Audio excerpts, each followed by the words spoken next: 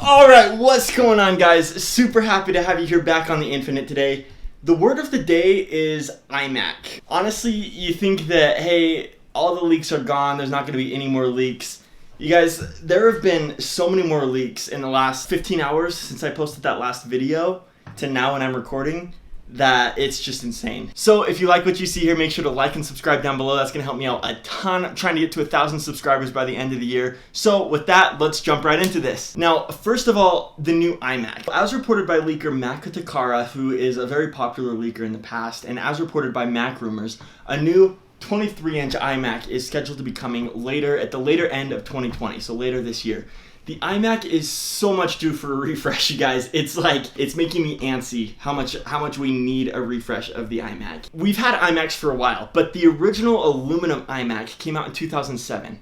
2 years later, in 2009, we got the unibody aluminum iMac. 3 years later, in 2012, we got the slim iMac, which is what you see here. It's the iMac with the very slim bezels. 3 years later again, 2015, we got the 5K Retina screen iMac, which is beautiful. 5 years later, okay, so we're in 2020. 5 years later, we do not have an iMac redesign. So you guys, on this video, I worked with one of my favorite Apple concept designers ever. His name is VIKTOR KADAR, to present to you some of these iMac concepts. Now, you can see in the concept, absolutely beautiful stuff. One of the first things you're gonna notice here is the new edge on the iMac. It's not as slim as the current iMacs. It throws back a little bit to the design that we had pre-2012. The back is gonna stay rounded like you know and love in your iMacs. And now what you're gonna see on the front is that the bezels are just a little bit thinner than they are now. In fact, dramatically thinner. Now, if you remember, the report from VIKTOR KADAR said that the new iMac later this year is going to be a 23-inch iMac. Okay, 23-inch iMac. This concept is based on the 29.4-inch iMac. The current iMacs are 21.5 inches and 27 inches. So in both of these examples, the 21.5 inch would be going up to 23 inches or maybe 23.5 inches. So adding an extra 2 inches onto the screen. The 27-inch iMac would be going up to 29 inches. Now, both of these things, if you remember when they released the new iPad Pro, that was huge because the 11-inch iPad Pro was actually the same size as the 10.5-inch iPad Pro, but the screen got half an inch larger simply because of slimming down the bezels. Now, in the iMac, you can do the exact same thing. 2 inches is pretty dramatic, so the iMac itself would have to get a little bit bigger, but by slimming down the bezels, you can actually get a much bigger screen. The other thing that you're going to notice on the back of the iMac is what looks like a Pro stand. Now, Apple would never include the $1,000 Pro stand, or the Grand stand as some people like to call it, in their iMac, because that stand alone costs $1,000 and they sell it separately from the Pro Display XDR. Even though this has the same look as the Pro stand, it would not have the same features as the Pro stand. The Pro stand does all kinds of things. It lets you rotate the screen up and down, it lets you rotate the screen side to side. I doubt that this stand on the iMac would allow you to do that, but what Apple would do is allow the Pro stand to be an upgrade to the existing iMac. So when you buy your iMac, you could either get the standard stand or you could get the Pro stand for an extra cost. So that's the new iMac. We're hoping that that comes this year. As you can see, that would be both the iMac and the iMac Pro, 23 inches and 29 inches instead of 21 basically and 27. One thing that Apple could definitely upgrade to the iMac are actually its accessories, such as the Magic Keyboard. What the Magic Keyboard needs is a touch bar. There are some times that I would honestly rather use my MacBook with its keyboard and with its touch bar than I would use it in clamshell mode hooked up to my display, because of the sole reason that the MacBook has the touch bar. Creating a new Finder window, I have a touch bar shortcut to do that. The emoji scroller when doing messages, it's huge. And then when you go back to Control Command Space to bring up the emoji viewer, after you've already gotten used to the emoji viewer on the touch bar, it's just not the same. Apple would benefit greatly from selling a Magic Keyboard 3, which has the touch bar on it, and of course still selling the Magic Keyboard 2 for perhaps a discounted price. The other thing that needs to happen on the Magic Keyboard 3 is backlit keys, because the fact that these aren't backlit is a huge deal. When I'm working at night with the MacBook in clamshell mode with the light up on my display, I rely on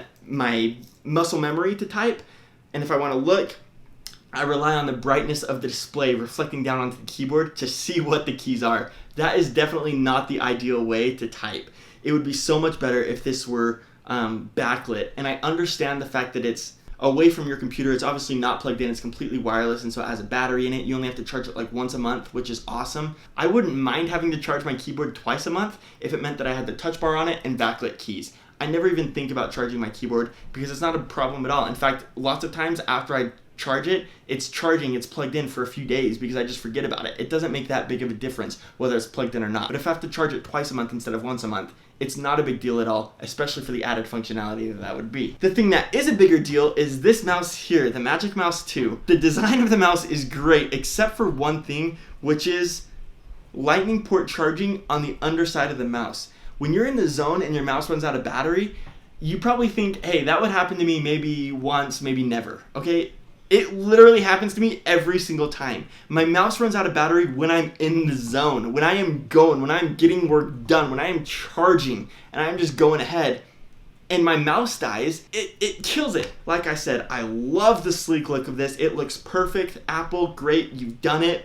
Now let's go back to functionality. I'll hang this up on my wall because it looks so perfect, but please put a lightning port in the back of the Magic Mouse because that's a must-have. Or the alternative would be to create a wireless charger for the Magic Mouse that I can easily dock into when I'm done using it. Then it's always charging and I undock and it's always ready to go when I need it. It's always charged up, ready to go. Now we had a confirmation on this report from somebody that I talked about yesterday who I had never heard of before yesterday, whose Twitter username is LoveToDream. Now LoveToDream released a huge list here of products that would be coming in 2020, or at least that's what we assume it would be. LoveToDream has been a little bit cryptic in the past, and if you want to know more about LoveToDream's track record, I highly recommend iUpdate's video who explained LoveToDream's track record and kind of, what he's gotten right, what he's gotten wrong in the past, and basically figured out that LoveToDream has an 85% accuracy rate when it comes to predicting Apple upcoming products and features, and so it's pretty accurate.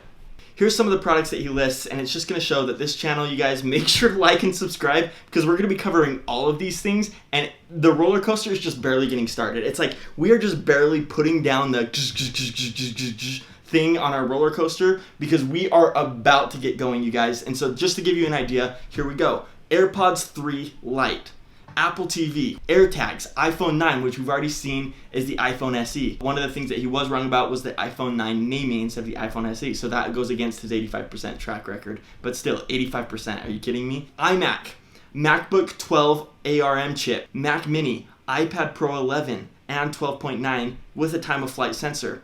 AirPods, HomePod Lite, iPad Air 4, iPad 2020 with the A12 chip, which we've already seen as well. The iPhone 12 Lite, iPhone 12 6.1 inch, iPhone 12 Pro 6.1 inch, and iPhone 12 Pro 6.7 inch. So honestly, the product pipeline right now is very full. In fact, I think that the product pipeline might be overflowing with new products coming in. Super exciting time to be an Apple fan, like we talked about yesterday. Now, just to wrap up this video, I wanted to provide you with just some other quick leaks and updates from Apple. First of all, if you use Twitter on the Mac, there is an awesome new feature here. All you have to do is go to the Mac App Store and update Twitter. Now, you're going to go to the very top of your timeline, top right, you're going to hit See Latest Tweets instead. Once you hit that, your timeline's going to refresh, and then all you have to do is turn on the switch for Pin to Top. And now what your Twitter timeline is going to do is it's going to automatically refresh for you. So I got this update yesterday. I've been using it since yesterday. I haven't quit the Twitter app since yesterday. Although I did have to quit it once to get the feature to start working, so you might have to do the same thing. Next up, just a quick tidbit. 9to5Mac, which is an awesome YouTube channel, went through and reviewed every single Apple official case that you can get for the iPhone SE. Kind of like a fun video, honestly. I don't know what it is about cases, but they're strangely interesting to me. So I would watch all of that video if I were you. Really interesting.